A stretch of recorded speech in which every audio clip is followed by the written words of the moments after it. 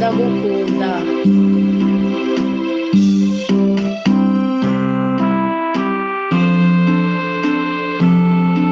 Ndagutabaje ngumpa amahoro.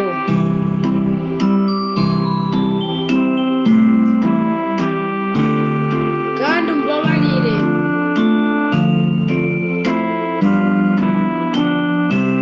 ndonke imigisha. Hari impamvu dukwiye gutabaza Imana. Hari impamvu ukwiye gucuraranga. Hari impamvu ukwiye gushimira Imana.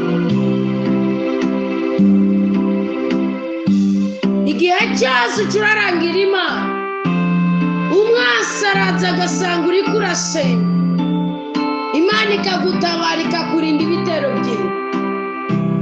Igihe cyose uhoza umutima wawe ku mavi, igihe cyose uhoza umutima wawe ku itegeko ry'Imana, umwasi araza akaza azanye ibombe y'ibyago, ibombe y'amakuba, ibombe y'iminaniro, ibombe y'ubugumba, ibombe y'ibyankiro, ibombe y'iremenanya, ibombe y'amacakubiri, agasanga uri kurasenga Uwiteka agahangana nawe.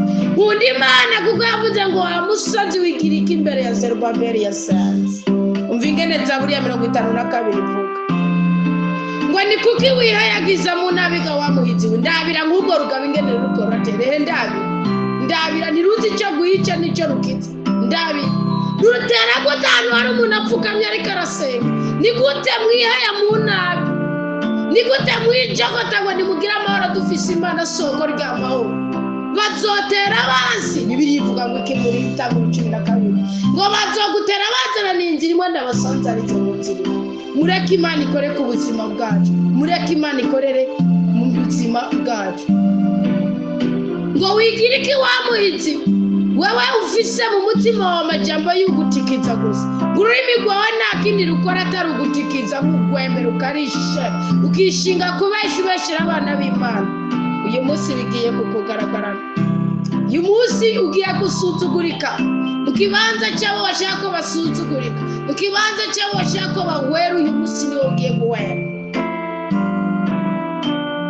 Ukunda inabi gusumba ineza, ukunda ikinyama gusumba ijambo ritunganye, ukunda amajambo yose asambura karimi kumwangushiwe.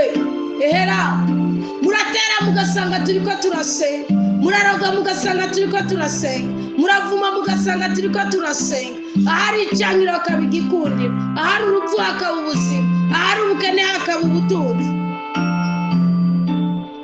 Reka dukomeze dusenge maze. Nicyo gituma Imana igiye kugutikiza ubutakivayo. Imana izokuraha iguta inyuma y'ihema ryawe, ikurandure ku isi y'abazima. Kubana umanika ukuboko ngo ukubite, kubana umanika uhugura umunwa ngo upfume, kubana umanika amaboko ngo wice, kubana ukwega umugozi ngo unike. Wica uwo mwaryamanye, wica uwo mwaryamanye, unike uwo wibyariye, usuzuguza umuvukanyi. Abantu b'intungane mugiye kubibona, mugire icyamutinya, mugire ubwoba. Abantu b'intungane bagiye guciyekaza abagome.